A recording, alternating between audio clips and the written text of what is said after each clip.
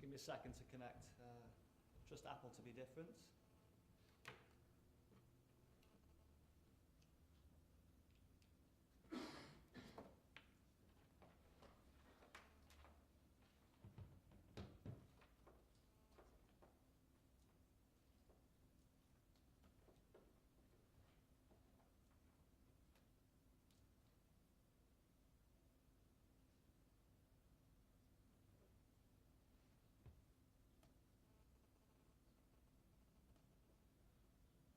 Okay, great. Okay, I've got the graveyard shift, so it's going to be about 20 minutes. Some of the slides that I'm going to go through have actually already been gone through already, but I'm going to give you my own view and my company's view as we've developed about 60 mobile apps. So we kind of know what we're talking about. So I want to share some of the experiences that we've gone through, and the presentation is about getting your app out there and noticed. Quite a lot of figures gone around today. 60th billionth app was downloaded at the end of October last year. There are more than 60 app stores. There's over 1 million iPhone, Android apps. There's 800 iOS apps are downloaded every second. So by the end of this presentation, that's a lot of apps that would have been downloaded globally. And I finished on this figure. I've heard quite a few figures today. 40,000 health apps available on a singular platform. And we look at those figures and it's kind of like, well, that's apps, this is amazing. You think this has been around for 10, 20 years. Actually, the App Store is only 5 years old. And in theory, actually, it's still a very young industry. But the figures are incredible. There's 575 million App Store accounts that have credit cards linked to them. You know, and these are incredible figures. It's a very growing, fast-paced industry that we work in. And when we talk to our clients about apps, and I tend to sort of liken the marketplace a little bit to a tube map. If you've never seen a tube map ever, and you look at this, you think, oh my God, you know, where do I start? Where do I end? What journey do I need to take? Is that going to be the quickest route, the best route, the most profitable route? And really, if you have developed an application, then the question you need to probably ask about to yourself is probably, where does your app feature in all of this? Some of you have probably already developed apps, and a presentation of mine is not complete without Liverpool holding up a trophy. That could be the Premier League trophy by the end of the season. Let's hope it is. But you know, if you develop an application, then I would say, you know, well done to you, because it's actually really, really difficult to develop an application. It's very time intensive, it's pressurized. Developers will say yes when actually they mean no. Will say yes, we can do it when actually they can't do it. It's a very difficult environment to work in. And gone are the days where, yes, you're going to get a cheque signed personally from Tim Cook himself, and a load of money is going to come through the post directly from Apple.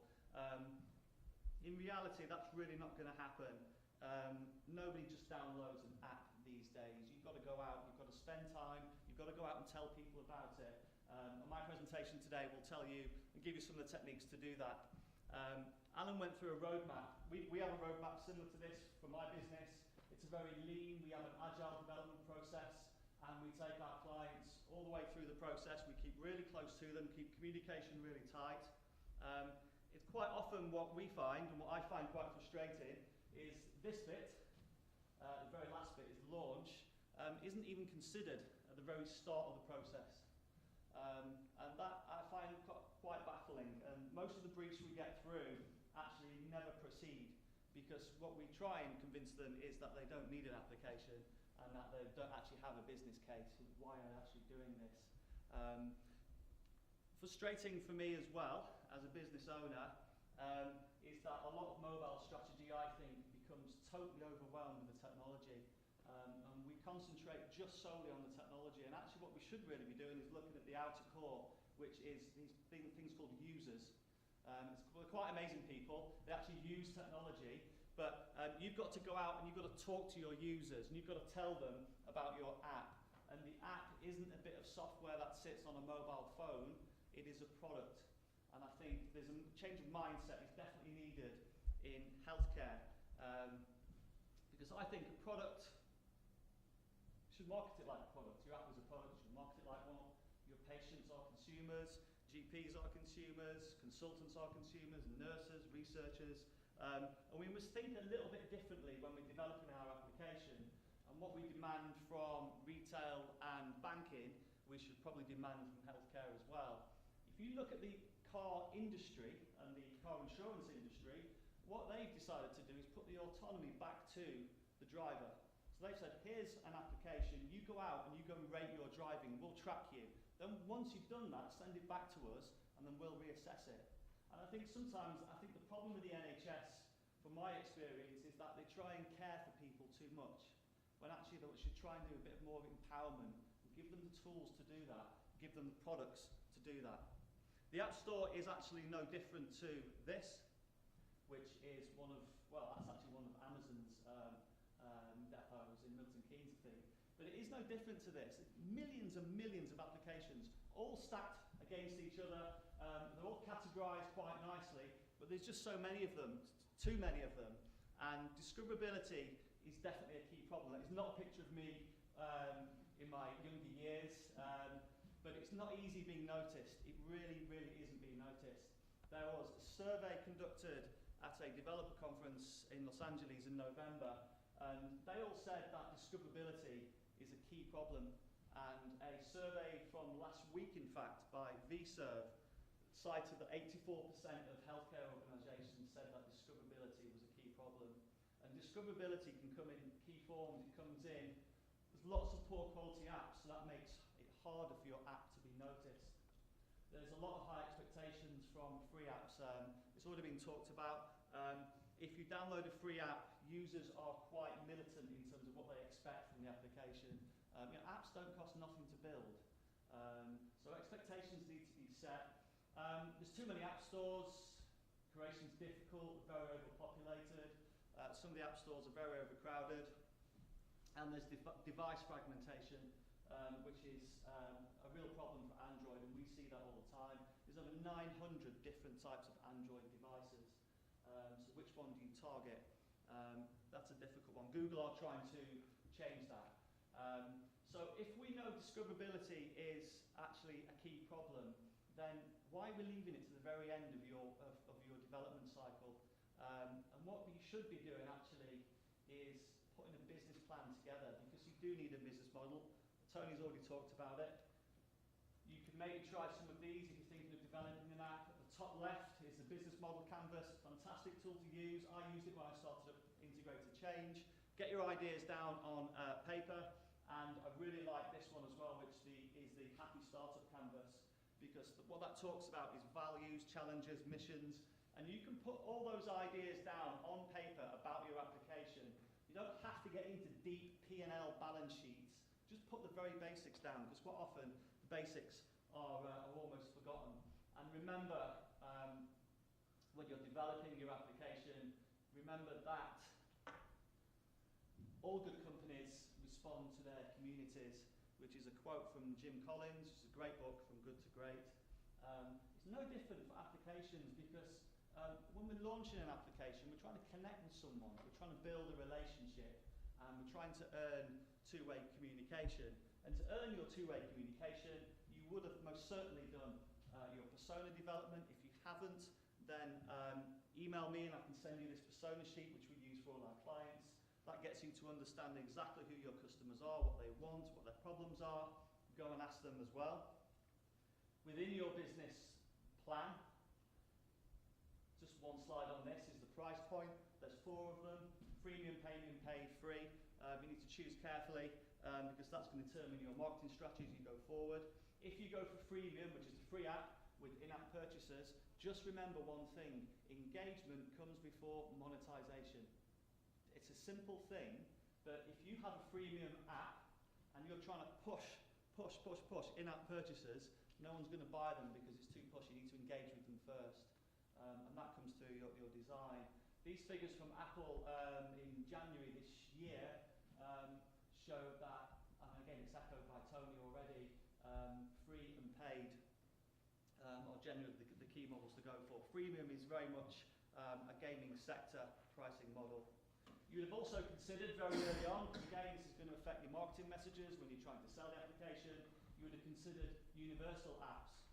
it's a really big growth area actually.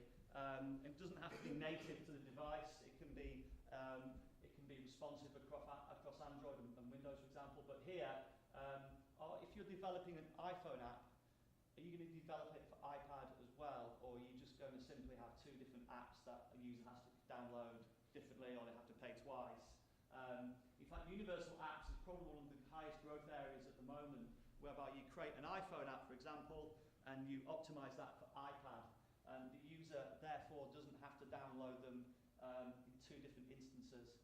Again, it depends what the product is, but these are just some ideas for you, because getting your app noticed is definitely like a minefield.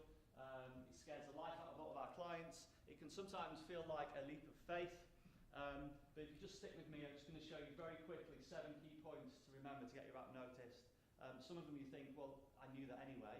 That's fine. Some of them are going to be ones that you can take away and use tomorrow.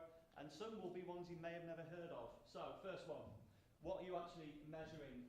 These are conversations we have with some of our clients. We're not doing it for the money. Okay, if you're not doing it for money, what are you doing it for? You're doing it to save money. And how much are you investing to save money? Because it costs money to save money, right? Simple. Okay, this is recently, it's costing the Foundation Trust 15 grand to do this. Okay, well that's fine. But if it's not all about money, then you have to put in a business case around it. You've got to demonstrate what you're making back. Lots of companies can help you do this. These are just a sample of them. There's literally thousands out there. There's some good ones. Appensee we work with across over in the States. But again, it's a confusing world. So just to keep it really simple, be really clear on what you want to measure. This again is going to affect your messaging as you go forward. Is it all about communication? Is it all about how many interactions have happened via your digital healthcare app versus telephone calls and people walking in? Are you all about early diagnosis? Is it patient satisfaction, patient engagement? Put in milestones of when you want to measure. Don't just launch the app and then just put measurement in. You've got to stop and consider and collect that data. And just remember, how are you going to measure your success? What key performance indicators will be in place? And who's going to want the report? So if you are developing an application for a trust, for example, who wants to see those figures? Because one department will want something very different from another department. IT may want to see something different from, say, clinical engagement. Different reports. So just remember that. Number 2, goes without saying, you must develop a great application. Again, you probably think it's an absolute given, and it really is. These figures at the top, on the top right, is 62% of respondents found that their app crashed, froze, or displayed an error. That's absolutely shocking. It should never, ever be the case. One of my applications went through and that was found. I wouldn't be a happy person at all, because app users are quite aggressive, they're quite fickle in what they want. 31% of people who use apps said the app should load in 2 seconds or less. 2 seconds or less for an app to load, that's incredible. So you must optimize your code, optimize your images, optimize your messages. And it's no different for some of the figures actually found last week. Well, less than 50% of mobile health apps were downloaded only 500 times, which is phenomenally low. 26% are used only once, and 2/3 are abandoned after the 10th use. So the longevity side, if I was developing an app and I saw these figures, I probably I'd probably stop, because these are scary figures. There are some things you can do to overcome this. Start with a great user experience. Still, really, there's a lot of organisations are way behind what they understand as mobile user experience. When we develop applications, we spend a lot of time on the UX side of it. In fact, we probably spend more time on the UX than we do actually coding the thing. It's really, really important. Some of you will know in the room. The mantra, KISS, keep it simple, stupid. The best apps are the most simplest apps. The most complicated apps to develop are the most simplest apps. We're developing an app at the moment, and you look at it and you think this is so basic, but actually it's taken us nearly a year to develop it because we're trying to keep it ultra simple, and keeping things simple isn't easy, okay? Don't lose sight of what we call the MVP, which is the minimal viable product. What must you do to meet the objective, the very core objective? Forget about all the niceties and fancies that go around it. Okay, strong value propositions. Tony and Alan just picked up on this. I think this is probably a major importance in getting your app noticed. What I see for applications is that, and websites as well, actually, any digital product, people focus on what. So what platform is it? What is it going to do? What is it intended for? You know, actual what means nothing to me as a user. What we should be focusing on is actually why. And it's just changing the messaging round simply. Why should you use it? Why should that specialist nurse use it?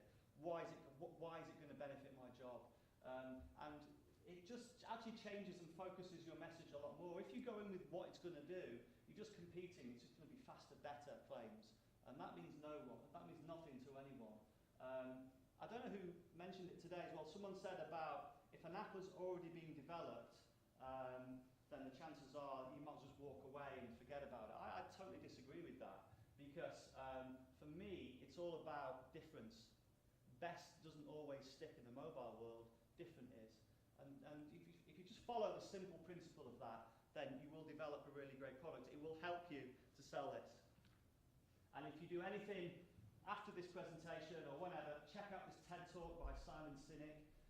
He talks about organizations who use the why principle. You know, he looks at Amazon, he looks at Apple, looks at Microsoft. It is, other than my 20-minute presentation, probably the best thing that you're going to see after this. Anyway, okay, so that's the strong value propositions. Point number 4 is getting out of the engine room and onto the deck. It's very easy just to get too focused, head down all the way, develop, design, UX, UX. Just stop for a minute and get out and have a look at what's around you. And that's going to take you into the 4th point of 7, which is offline marketing. Okay, so let's say, for example, you have developed an application. It doesn't have to be native. It can be a responsive web application. It could even be a website, for example, digital product. PR, by the way, is for public relations, not press release.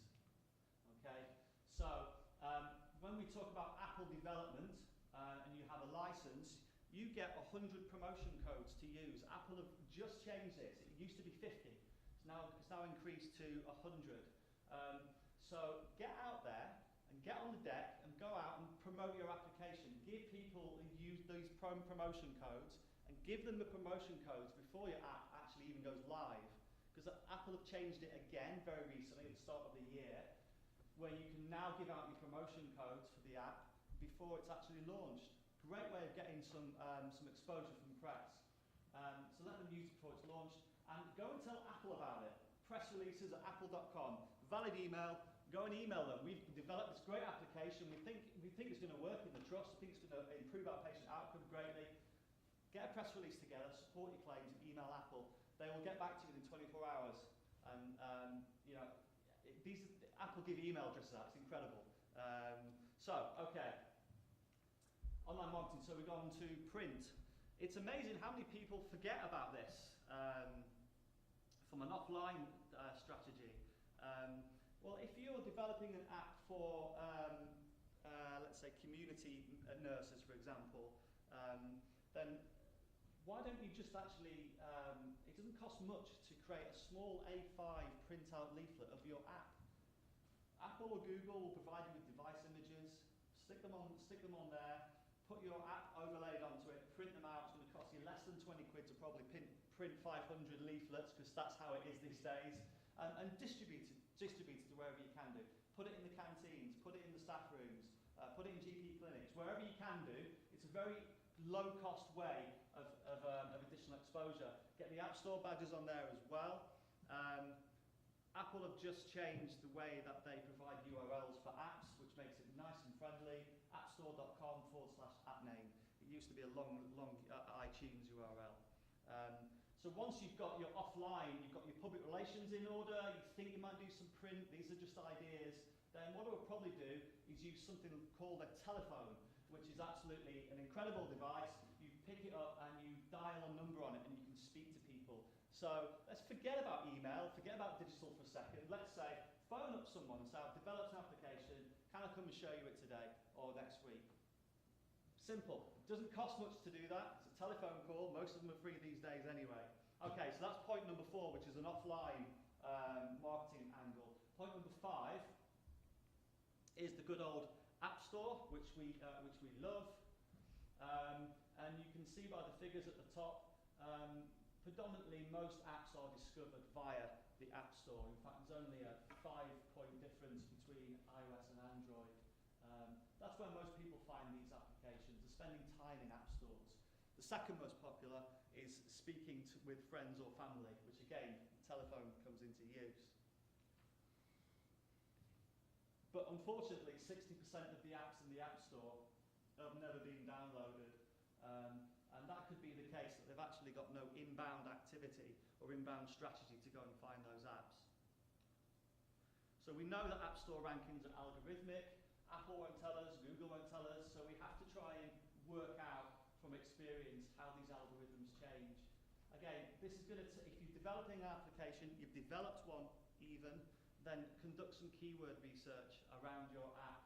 And you can use tools like Ubersuggest, Identify, Google Keyword Planner, and type in the keywords that you think will generate inbound traffic for your application.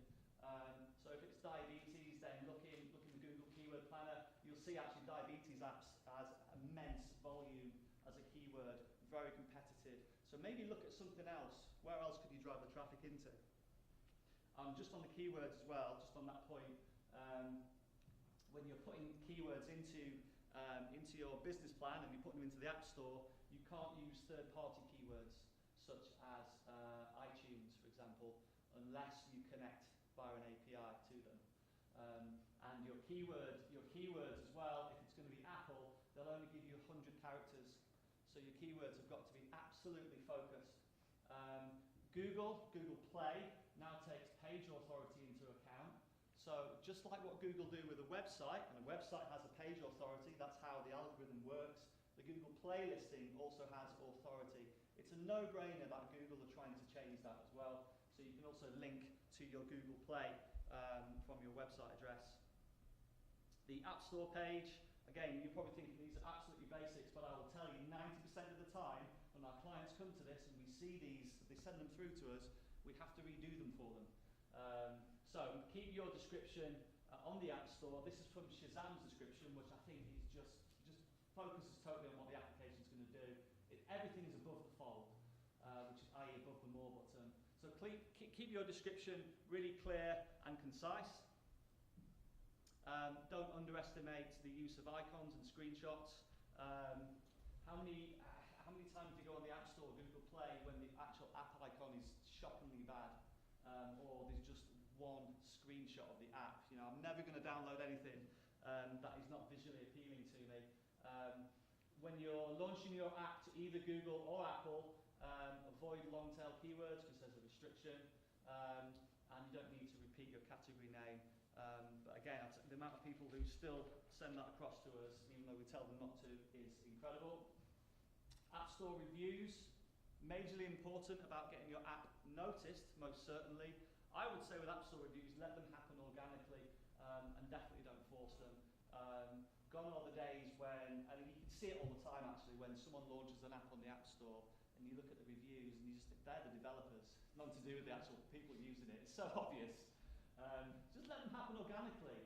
If you're worried about actually negative reviews, then maybe there's a problem with the product. But maybe you should think about what we did recently. We kept all the feedback in the app, which you can see here. So report an issue, submit your feedback. So we encapsulated it all within the app itself. And when you're getting reviews as well, you must always look for trends within the particular reviews, because that's, again, going to help you with your marketing message as well. Okay, content is point number 6. I don't know if some of you are familiar with sort of online marketing at all, or blogging, but blogger outreach is such a great way of driving inbound leads for your downloads. Such a great way, because if you do have an app that is, let's just stick with diabetes for example, then write about your application and go and tell people about it. Go and tell diabetes apps, go and tell parenting forums, tell them, and do it naturally as well. Write about your app, get them to do it, give them a promo code as well. This doesn't cost anything. There is a time element to this. It's not going to cost you anything to actually do it. There's no physical cost to do this. Don't force your content if the vertical is not conducive to it. So what I mean by that, if your application is off the App Store, for example, and it's a bit sensitive, then this is probably not the channel for you to use. You could also actually just let someone else do it and use people like YouAppy or Appy who will go and do that for you for a fee. But I would say just do it yourself. Spend some time a weekend or get one of your peers to do it for you as well. So, SEO. Again, I don't want to go into too much terminology. You should at least be trying to capture the 16% of users who discover apps via the web. And I came across an app for an NHS trust in the Midlands, and the website for the application or the page was shockingly awful. It was like 6 bullet points. And you know, if they're trying to promote that to GPs in the region, I'm not going to mention who it is, then they've got to work a bit better than that, I'm afraid, because if I was a GP, I wouldn't even touch the application. It told me nothing about what it was going to do for me and why it was going to benefit me. So create a web page, create a website. If you've built an application, put an FAQ, start with this, username, login, then it'll do this. You know, just really simple. Keep it nice and simple. Once you've built your page, then strategies to optimize the content on that page. So if it is a diabetes app, then put in the word diabetes app, and try and make it as optimized as you can do, because Google will then pick that up, because that's how they work with their SEO. App indexing, which is just starting to see that now from an Android perspective, and I think this is a great move from Google. What they're doing now is that apps will now appear in search. So what they'll do is that you can deep link to the content of your application, and you can then put that into the search results. So if you're searching for diabetes app Manchester, for example, then my content of the app will appear in the search results. I think that's a great move from Google. Free tools. If you have an Apple developer license, it will take 2 minutes to create an App Store shortlink. It's so easy to do. Stick it on your email signature. Gosh, there's lots of ways you can use that. Smart app banners as well, which is a really powerful tool actually. That will basically, just a tiny bit of coding is needed, but it will detect what device you're on when you visit your site. Here you've got LinkedIn. That can be open, that can be install. You know, we're trying something out at the moment with Parkinson's, the charity, just to see how that works for them. AdWords, you might have come across AdWords. Again, Google is really focused on pushing mobile, as they should do. So AdWords is basically, if you see it on a Google search at the very top of the page, you'll see a few listings. That's where you can bid on keywords. And when someone clicks on that listing, you'll pay, depending on how much that particular keyword costs. As you can see here, we've got Parkinson's Easy Call, which I've typed in, and actually what we've linked it up, it's got, you can see that it's free, we've got a link to install it, and we're bidding on those particular keywords to deliver that search result. You can download the app straight from the search result page. I mean, how great is that? That's absolutely fantastic. App indexing, deep linking, I've already talked about. Keywords, you can get the campaign to trigger your ads. I've typed in blood pressure app here. You can see again, someone's doing the same thing. Diabetes UK are bidding on blood pressure apps as a keyword. So these are great digital tools that will enable you to drive more inbound leads. It's not just about sticking it on the App Store and expecting people to download it. You need to think much wider. Okay, we're nearly done.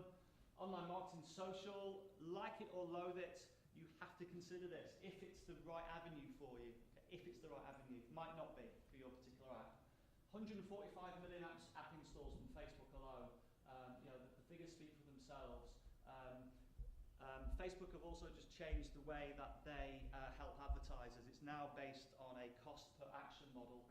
So you'll only get charged when someone installs it, which is a great move. But again, social doesn't, when we do presentations, people think social media is just for sort of the teenagers, or, you know, my dad does not, he hates social media, he can't stand it. So I probably, if I was trying to target his age group for an app, then I wouldn't touch Facebook. So just have a think about it. Oddly enough, actually, I was speaking to a lady at the start of the day, and she was saying that her patients are teenagers. So I was saying, well, think about Facebook, think about Google Plus, Twitter. Find out where they hang out and go and get them, and engage with them differently. The app for those younger generations, think about what we call gamification. You know, she was talking about how to engage them. Well, I was saying, well, younger people on their phones, they like games. So use gamification, give them badges, score points for actually tracking your glucose levels. I know it might sound stupid to some people, but to a lot of teenagers, that's how they become engaged. Okay. Online marketing video, let's not forget this. YouTube is the second biggest search engine in the world. It is owned by Google, so it absolutely makes perfect sense. When you launch an application, why not do a video of what it can do, okay? Downloads are already pre-qualified. This is the video. I was talking about the application of the website. They've done a YouTube video of it as well. If you're going to video an application, please, whatever you do, don't show a giant hand. Because later on, when you view the video, it gets sort of like here, the finger goes all over the screen. And that's not conducive, actually, to promoting the application, I don't think. So make it look professional. There are free tools. If you're an Apple user, iMovie, I've used them before. It's such a simple tool to use. So that's video. So that's one aspect of online. The very last aspect of online is email. When I talk about email, it sounds as if it's sort of like this old technology. It just sounds sort of out of date, but actually it isn't. So when you're sending an email out, and email's often forgotten about, maybe you want to think about testers. So get a group of emails together and go and ask them if they want to test the app. The likelihood is they'll probably follow all the way through to the very end and install your app. By the time they've got to the very end, you've tested it to death with them, they're happy with it, they're going to therefore be a champion of your product and they're going to be an influencer elsewhere. So that's how it works. 41% of emails are opened up on mobile, so if you do send out emails, please make sure that they are mobile optimized. Otherwise, people are just going to turn off and they can't read the email. Okay? Again, there's tools online that will help you to do that. Tony, you mentioned advertisements already. So I'm not going to stick on to this too long. But iAds Workbench, just quickly fly through this because we've run out of time. iAds is a promotional tool developed by Apple, and they've launched something called Workbench. It's now available in 14 countries. It was only available in the States. And you can create your own campaigns. And I can tell you this is ultra easy. This is what you do. You select the app that you want to promote, select the audience, make different criteria, set your budget, so set budget of cost per click, choose from 4 templates. You don't have to design anything. Wait 24 hours for Apple to approve it, and you're done. Yeah, and it really is that simple. So I'll put the link on there as well, which is the iAds Workbench link. Go and have a look at that page. This is a screenshot of what it looks like. So here's the segmentation page. Choose your audience, and then you can track the metrics afterwards. And when we talk about measurement, then you can export these graphs as well. Okay. And the very last point, and there's only a couple of slides left actually now, you'll be thankful of because it's near the end of the day, is tracking. And there is a lot of data and noise. I like to use the phrase paralysis from analysis. So what do you want to get out of this? So stop measuring what's easy. Forget about app download numbers. To me, that is a weak metric. We need to understand engagement. And the engagement has always been quite difficult to track, but hey presto, it's not anymore because the people at Google have developed some free tools that you can download and integrate into your apps. These are some of the companies that can help you to do it, but forget about all that because they charge money for it. Google doesn't. What you can now do is link your Google Analytics to your Google Play account. Every website, in my opinion, should have an analytics tracking to it, so you know exactly what's happening with the website. Okay, you can do exactly the same with your Google Play account if it's Android based. Google have introduced something called referral flow, which is a really nice tool to show you exactly where your app downloads have come from. So we've talked about all the activities, PR, we talked about email, online video. With the referral flow system, you can actually track how effective those campaigns have been. And I'll show you a screenshot. You might not be able to see it very well. So at the top left, you can see here at the very top left, we have installs. We have traffic coming in from Google. So someone's typed in the search engine, and that's gone through to the Play Store. Then underneath that, we have our third-party sites where we're promoting the app, and you can see the numbers and how it's flowed. They've all gone to the Play Store. There's been 350 installs, and 283 of those are new users. So when you have to report to your bosses about user acquisition, you've got a hard-nailed fact figure straight away. And actually what you can also do is then break them down of device, OS, and where they're coming from. So again, lots of free tools to use. These are so underused. They're available for iOS, available for web applications, mobile web, Android, and they provide lots and lots of reporting. And I would say one thing, if you're going to go out and try and get your app noticed, please don't forget about your existing users, because they're extremely important. They get you to where you are. You have to build in the roadmaps, which we've already talked about. Tony, you touched on push messaging. We're using push messaging for a project at the moment to keep patients updated. And push messaging is a really powerful tool to actually increase and keep engagement consistent. We use Urban Airship, which is a third party, and they handle all the push messaging for us. It's a very, very powerful marketing tool because it's straight to the device. One thing to remember about push messaging is that when it goes to Apple or Google, they don't have any SLAs to deliver it. They could not deliver it if they don't want to, or it could be delayed by 2 days. That's something we're finding out at the moment with our particular project. So that's almost the end of it, really. I would probably say there's a lot to take in there. Once you've developed an app, don't stop. Keep going, test things out. If PR is not right for you, try email. Just try all the different techniques. It's going to be a time allocation. And when you do launch your app, make sure that you've got people in the background to support your activities. Because if the downloads go off the scale, and hopefully they do, you need people there. And that is the end of the presentation. Thank you for your time. Thank you. Longer than anticipated. Thank you, Scott. Has anybody any questions? Comments? Lady here. Carol Patrick, I'm head of ICT partnerships at Kent County Council. Hi. We've sponsored various developer days, and it's really interesting what you said, because I think we've front-loaded on the ideas. So the last time we ran in November, we had about 300 ideas, and then people turn up for the day. Yeah. And part of the prize, which they won, was some money to develop it, and then they also did some work with the Kent IT Clinic. But certainly that was it. And you've done 6 developer days, and a lot of what you're saying here.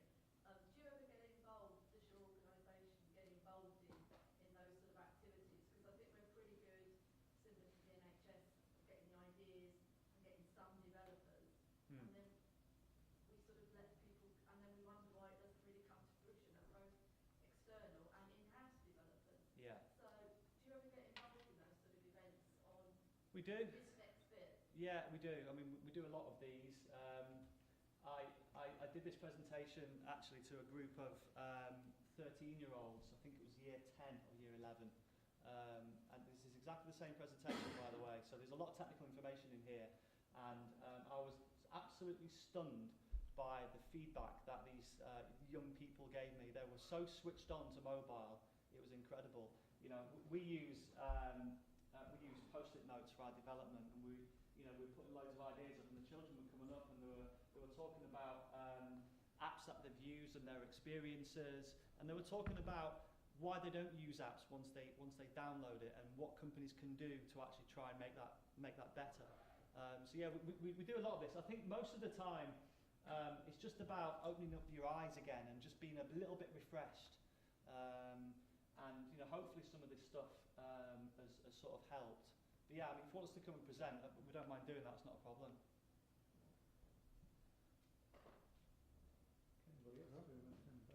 Cool. Can I ask one for Tony as well? Yeah. Bearing in mind, and this is what you were saying earlier, and Alan, about within the NHS, how do you sustain that creativity and also spread good practice? Because I imagine you get people come along that sort of fall by the wayside, but also that have got the ideas, and also using that network to sustain some of the early people coming through. How do you do that within the NHS? We welcome people with ideas. Clearly, that's what we're here for in terms of innovation support. It's great that people come with ideas. Part of the challenge, I think, currently that a lot of NHS organisations have is that not necessarily exclusively the younger generation within the NHS, but maybe the younger generation are more hungry, more keen to pursue these sort of digital technologies. So we're getting a lot of people at the moment. Part of the reason why we've done this work over the last year with Maidstone and Tunbridge Wells is to try and address the need in a way that is focused around the NHS sort of culture. So, there are people out there doing it. Scott has very adequately demonstrated exactly what they're doing and doing very successfully with NHS sort of partners. There are an awful lot of people out there trying to do bits and pieces at the moment. Some people are dabbling. And what we've tried to do is to develop up some structure, some collaborations to actually facilitate some of that, which from our perspective makes our job a little bit easier because we're covering a broad range of activity. I don't think I've probably quite answered your question. What was the other part of the... It was more about how the developers, through your mechanism, sort of share good practice and sustain each other. Have you got a mechanism for those guys? Or is that all through you? Doesn't have to be sort of through us. Trust will actually sort of go directly to a range of sort of developers, and we're certainly not going to sort of push any one particular developer. What we've tried to do is assist with some guidelines, some guidance to open people's eyes, if they're not open, as to what they need to think about. I think for us the key point is before you even think of developing the app, there's a certain amount of headspace you need to get yourself around in terms of right. You need to think about this in the broader perspective. Why do I need to do it? Why am I trying to achieve what I'm trying to do? Who are the end users? Who are the stakeholders? This stuff that Alan covered earlier. There's a broad picture there even before you get into sort of discussion with developers. Luckily, we have groups, companies such as Intergrated Change on the landscape that work in this space, that know the space, safe pairs of hands, etc.